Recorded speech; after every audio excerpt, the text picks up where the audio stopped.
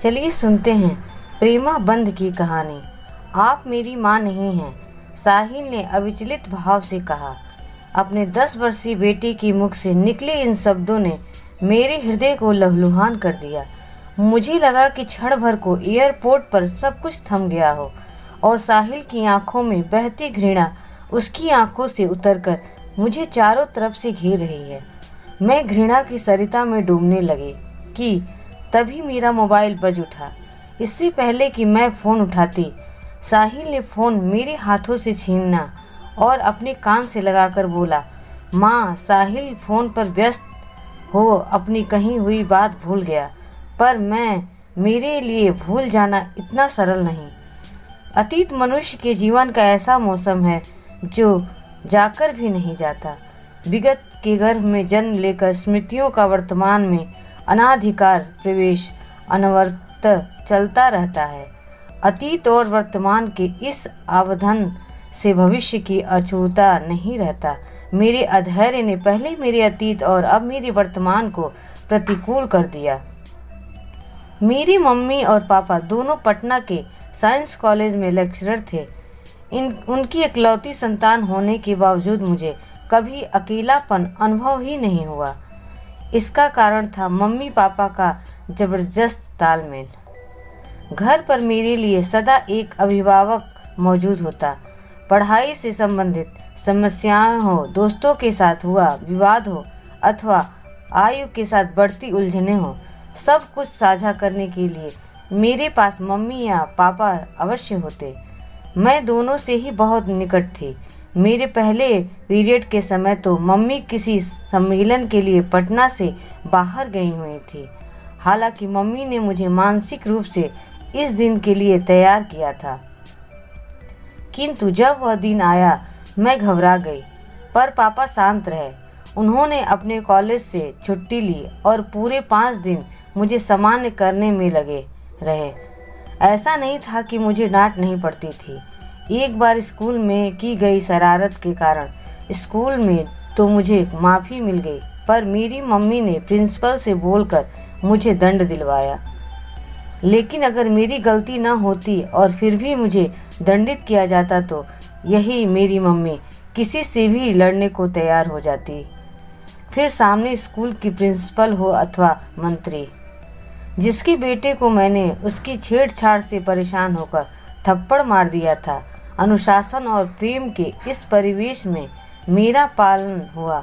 Mummy papa ने कभी भी किसी बात के लिए मुझ पर दबाव नहीं डाला।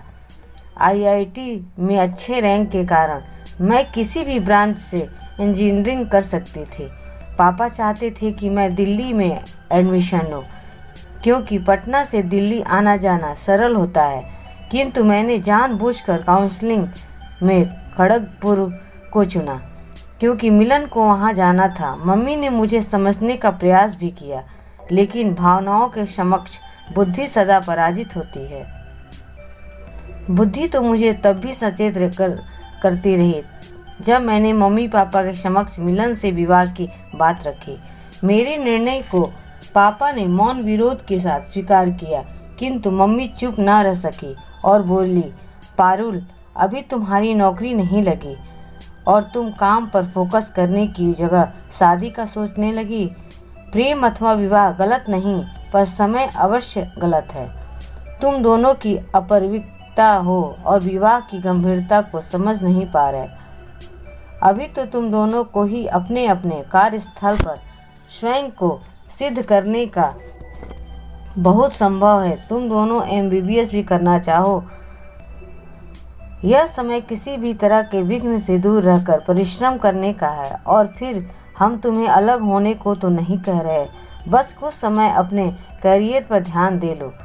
तुम तो सदा से इतनी महत्वाकांक्षी रही हो, फिर शादी की इतनी अधीरता क्यों? लेकिन पुरानी पीढ़ी प्रयास करके भी अपने नए पौधे को उसके हिस्से के खरपतवार से नहीं बचा सकती। अपने जीवन के गांठों को स्वयं ही खोलना होता है। वही हमारे साथ हुआ। परिवार के समझाने के बावजूद मैंने और मिलन ने शादी कर ली। इस विवाह को मेरे अभिभावकों और मिलन के पापा ने तो खुले मन से स्वीकार कर लिया। पर मिलन की माँ तटस्थल रही। मैंने और मिलन ने उम्र के हर पड़ाव को एक साथ देखा। शैशव और किशोरावस्था की मित्रता युवावस्था के मार्ग में प्रेम में परिवर्तित हो गई। हमारी मित्रता ने हमारे परिवार को भी निकट ला दिया था, किंतु मिलन की माँ और उसकी बड़ी बहन से मुझे तो आत्मीयता कभी प्राप्त ही नहीं हुई जो मिलन को मेरे मम्मी पापा से मिलती थी। इसके कई कारण हो सकते हैं। मेरे कुशाग्र और सशक्त होने के साथ गृह कार्य में भी दक्ष होना उन्हें नहीं समझ आता। उन्हें मेरा असंस्कारी होना समझ आता। उन्हें मेरे भीतर स्त्री सुलभ गुणों की कमी नजर आती। 100 बात की एक बात की, उन्हें मैं पसंद नहीं थी। यह स्पष्ट करने में उन्होंने शब्दों को खर्च करने में कभी कोई कंजूसी नहीं की, किंतु मैंने उनकी नाराजगी को गंभीरता से नहीं लिया। मेरे लिए मिलन अहम था, जिसके साथ मुझे अपनी गृहस्थी पटना से मीलों दूर हैदराबाद में आरंभ करनी थी। यह सब सोचकर ही मैं अपनी सास की मौखिक प्रताड़ना को अनवरत झेलती रही। 2 महीने बाद ही नौकरी का कॉल लेटर आ गया और मैं और मिलन हैदराबाद चले आए। सुंदर समय एक पक्षी होता है, घोंसला बनाकर कुछ समय को ठहरे तो इसे अपना सौभाग्य समझना चाहिए, अन्यथा इसके स्वभाव में टिकना नहीं, उड़ना है। मेरी गृहस्थी के साथ भी ऐसा ही हुआ। हैदराबाद आने के 8 महीने बाद मुझे 2 बातें एक साथ पता चली। एक कि मेरी सास हमारे साथ रहने आ रही हैं और दूसरी कि मैं गर्भवती हूँ। मैं ऐसी किसी स्थिति के लिए तैयार नहीं थी। उस समय मेरा एकमात्र लक्ष्य अपने कैरियर को चुनौती को परिश्रम और युक्ति संग निर्णय में से परास्त कर मैनेजर की कुर्सी पर बैठना था। किंतु किसी भी निर्णय से पूर्व मुझे मिलन को बताना ठीक लगा। मिलन तो मेरी प्रेगनेंसी की बात सुनकर इतने दबाव में आ गया कि तुरंत अपनी माँ को फ़ोन लगा दिया।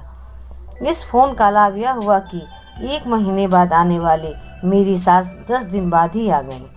माँ बनने अथवा न बनने का नितांत व्यक्तिगत निर्णय भी मुझे नहीं प्राप्त हुआ।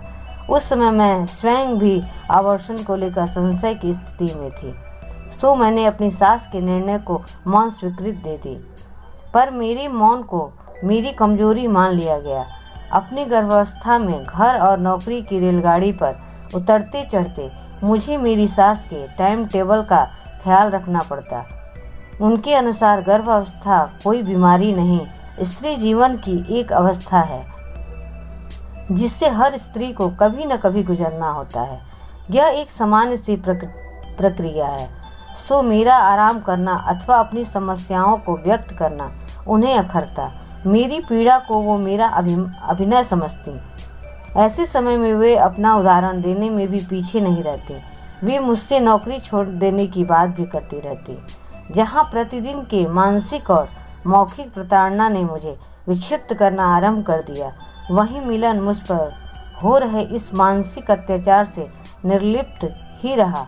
मेरा मानना है कि लड़कियों में आंतरिक शक्ति होती है जो कुछ स्थिति तक निष्क्रिय रहती है, किंतु शक्ति के जागृत होते ही वह हर कुरीति और दुर्व्यवहार की होलिका को जलाकर भस्म कर देती है।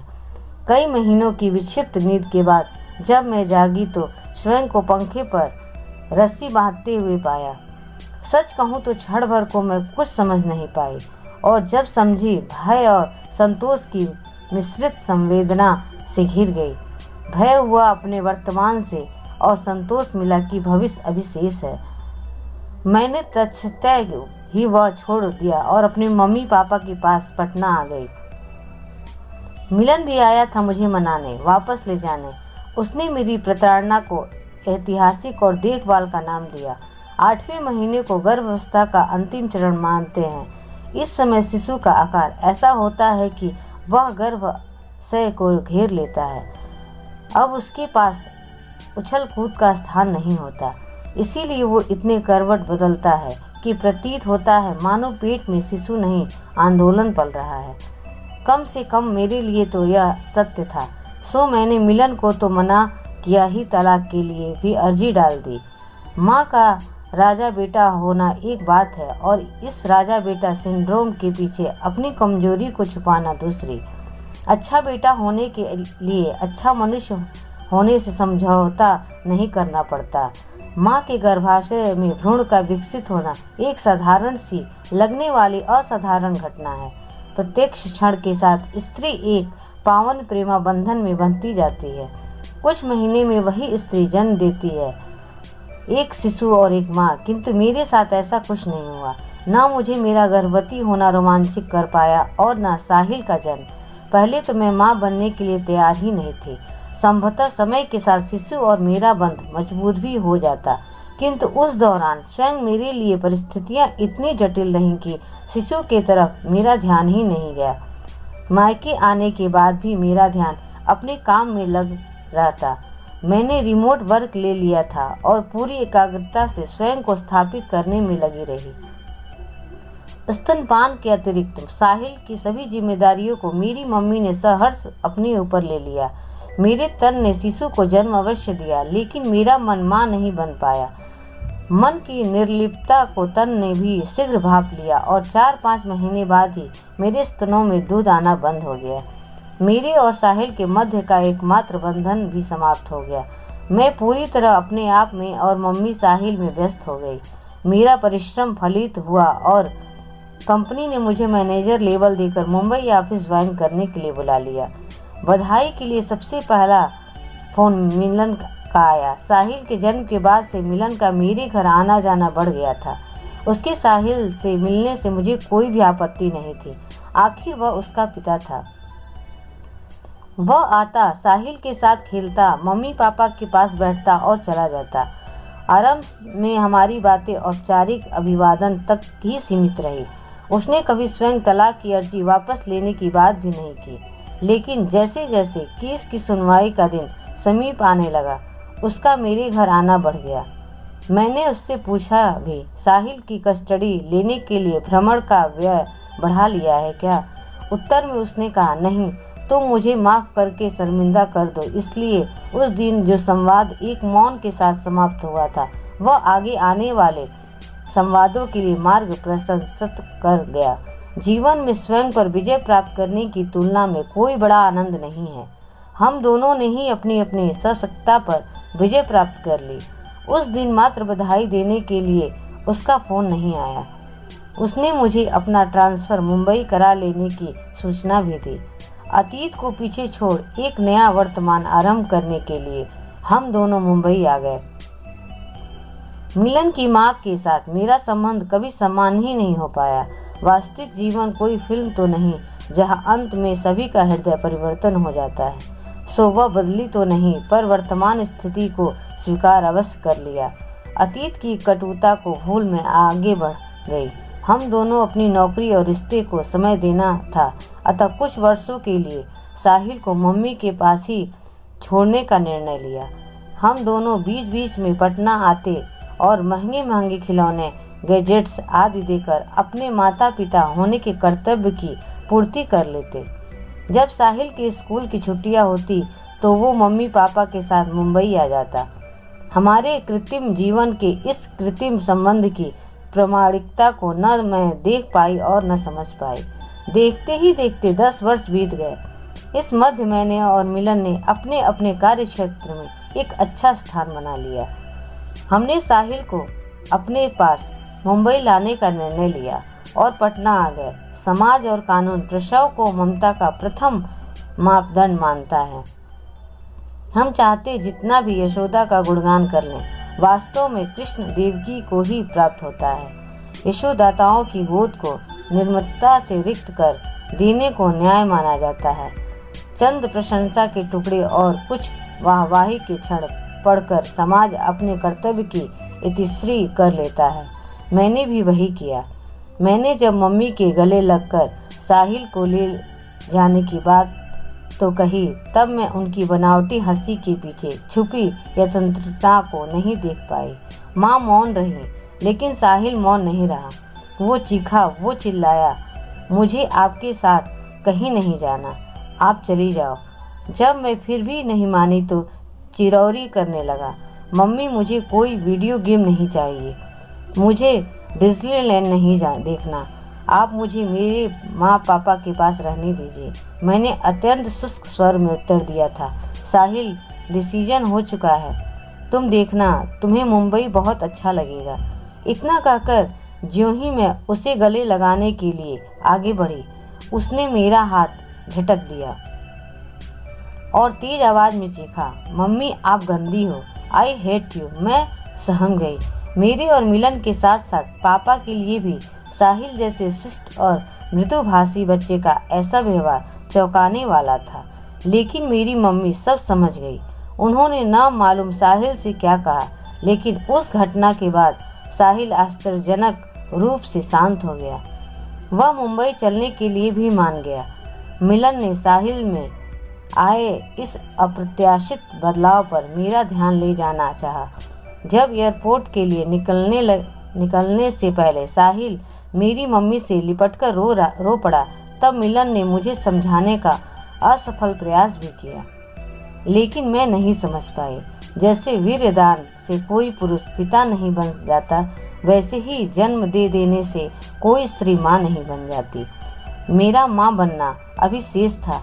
लोग कहते हैं कि शिशु जन्म के साथ ही स्त्री में एक माँ का जन्म होता है। झूठ कहते हैं। प्रस्तुति स्त्री का दूसरा जन्म अवश्य है, क्योंकि यह एक अत्यंत पीड़ादायक प्रक्रिया है। किंतु स्त्री के अंदर माँ का जन्म मात्र एक प्रक्रिया नहीं, संपूर्ण जीवन है। स्त्री धीरे धीरे माँ बनती है, वैसे ही जैसे पुरुष धीरे धीरे पिता बनता है। कुछ स्त्रियों में यह प्रक्रिया शिशु जन्म के पूर्व, किसी में जन्म के तुरंत बाद, तो कुछ में चंद दिनों बाद आरंभ होती है। हाँ, मैं जरूर अपवाद रही। मेरे अंदर माँ को जन्म देने में 10 वर्ष लग गए। आज इसी एयरपोर्ट पर बस कुछ देर पहले मैंने वास्तव में प्रसव पीड़ा का अनुभव किया। जब मेरा बेटा कहने पर साहिल ने कहा था कि मैं उसकी माँ नहीं। उस समय से आरंभ हुई वह पीड़ा धीरे धीरे बढ़ती जा रही। अपनी बात समाप्त कर साहिल ने मोबाइल मेरी तरफ बढ़ा दिया।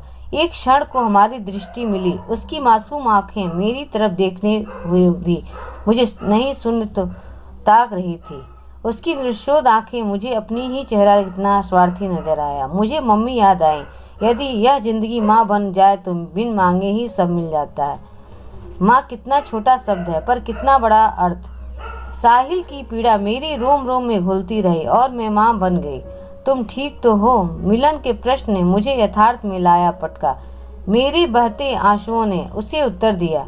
वह सब समझ गया। मौन सबसे अच्छा संवाद है। मैं अपनी जगह से उठी और साहिल के सामने जमीन पर बैठ गई।